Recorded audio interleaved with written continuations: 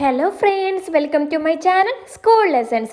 നമ്മൾ ഈ വീഡിയോയിൽ പറയുന്നത് 3ാം ക്ലാസ്സിൻ്റെ നാളത്തെ പരീക്ഷയായിട്ടുള്ള മലയാളത്തിൽ ചോദിക്കാവുന്ന ഒരു ചോദ്യമാണ്. നിങ്ങളുടെ പാഠഭാഗമായിട്ടുള്ള കയ്പും മധുരവും എന്ന പാഠഭാഗത്തിൽ എന്ന കഥയിൽ നിങ്ങൾ വാന്യ എന്ന കുട്ടിയെ പരിചയപ്പെട്ടിട്ടുണ്ടല്ലോ. എന്തായിരുന്നു ആ പാഠഭാഗത്തിലെ കഥ? നമുക്ക് വാനിയുടെ ഡയറി കുറിപ്പ് തയ്യാറാക്കുന്നതിന് മുൻപേ ആയിട്ട് നമുക്ക് വാനിയുടെ കഥയൊന്ന് എളുപ്പത്തിൽ കേട്ടാലോ. ഒരു ദിവസം അമ്മ കുറച്ച് മുന്തിരിങ്ങ വാങ്ങി വന്നു. എന്നിട്ടത് മേശപ്പുറത്ത് ഒരു പിന്നാണത്തിലാക്കി വെച്ചു. അത് കുട്ടികൾക്ക് ഭക്ഷണത്തിന് ശേഷം കഴിക്കാനുള്ളതായിരുന്നു. ആ സമയത്താണ് നമ്മുടെ ഇളയ മകനായിട്ടുള്ള വാന്യ ഇത് കാണുന്നത്. അവൻ ആദ്യമായിട്ടാണ് മുന്തിരിങ്ങ കാണുന്നതല്ലേ.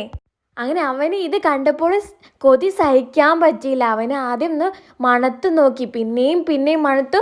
അങ്ങനെ അവന് കൊതി സഹിക്കാൻ പറ്റാതെ ആയപ്പോൾ അവന് ആരും മുറിയിലില്ലാത്ത സമയം നോക്കി ആരും കാണാതെ ഒരു മുന്തിരിങ്ങ എടുത്തു കഴിച്ചു.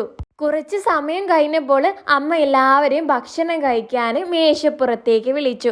അപ്പോഴാണ് അമ്മ കാണുന്നത് പിന്നാണത്തിൽ ഒരു മുന്തിരിങ്ങയുടെ കുറവുണ്ടല്ലോ എന്ന്. അമ്മ എണ്ണി നോക്കി.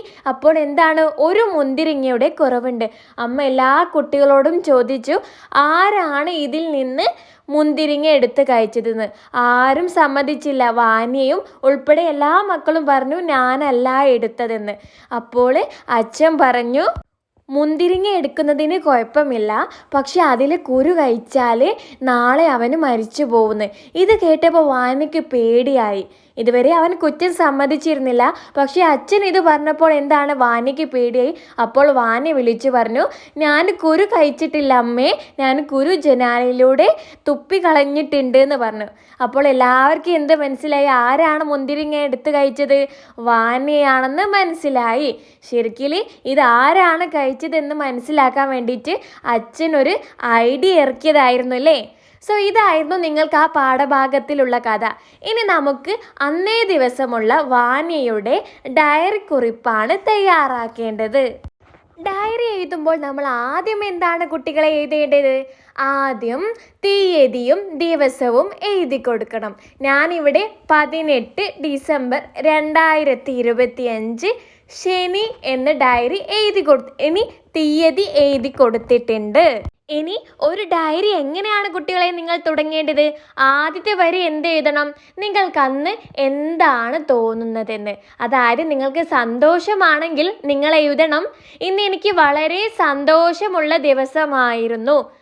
വിഷമമാണെങ്കിലോ എഴുതണം, ഇന്ന് എനിക്ക് വളരെ ദുഃഖമുള്ള ദിവസമാണ് അല്ലെങ്കിൽ സങ്കടമുള്ള ദിവസമാണ് എന്ന് നിങ്ങൾ എഴുതി കൊടുക്കണം.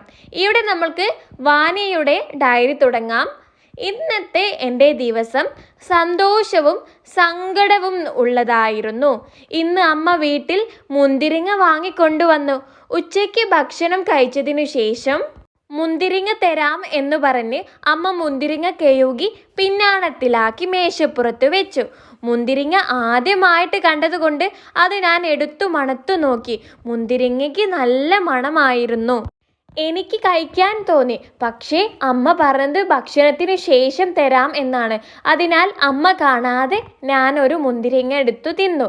ഭക്ഷണം കഴിക്കാൻ അമ്മ വിളിച്ചപ്പോൾ ഞങ്ങൾ എല്ലാവരും ഭക്ഷണം കഴിക്കാൻ മേശയ്ക്ക് ചുറ്റുമിരുന്നു. അമ്മയ്ക്ക് മുന്തിരിങ്ങയിൽ സംശയം തോന്നി. എണ്ണി നോക്കിയപ്പോൾ ഒരെണ്ണം കാണാനില്ല. ആരാണ് മുന്തിരിങ്ങ എടുത്തതെന്ന് ഞങ്ങൾ എല്ലാവരോടും അമ്മ ചോദിച്ചു. ഞങ്ങൾ ആരും എടുത്തില്ല എന്ന് പറഞ്ഞു.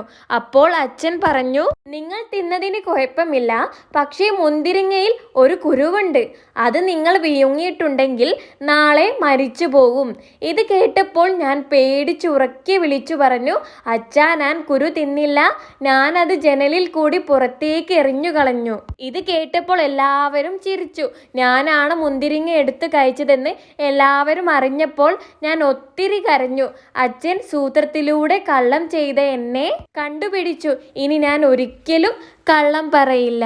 ഇന്ന് എനിക്ക് ഒരിക്കലും മറക്കാൻ കഴിയാത്ത ദിവസമായിരുന്നു എന്ന് പറഞ്ഞ് നമുക്ക് ഡയറി അവസാനിപ്പിക്കാം. സോ നിങ്ങൾ ഡയറിയിൽ എഴുതേണ്ടത് നിങ്ങൾ വാനിയായിട്ടാണ്. ഇവിടെ ഞാൻ മുന്തിരിങ്ങ കഴിച്ചു, ഞാൻ കള്ളം പറഞ്ഞു, അങ്ങനെയാണ് നിങ്ങൾ എഴുതേണ്ടത്. നിങ്ങൾ വാനിയായിട്ടാണ്, വാനി എന്തൊക്കെയാണ് അന്ന് ചെയ്തത് എന്നാണ് നിങ്ങൾ ഡയറിയിൽ എഴുതേണ്ടത്. അന്നേ ദിവസം എന്തൊക്കെയാണ് സംഭവിച്ചിട്ടുള്ളത്, എന്തൊക്കെയാണ് നിങ്ങൾക്ക് തോന്നിയിട്ടുള്ളത് എന്നൊക്കെയാണ് നിങ്ങൾ ഡയറി കുറിപ്പിൽ എഴുതി വെക്കേണ്ടത്. എന്നിട്ട് നിങ്ങൾ അവസാനം എന്ത് വരി എഴുതി കൊടുക്കാം?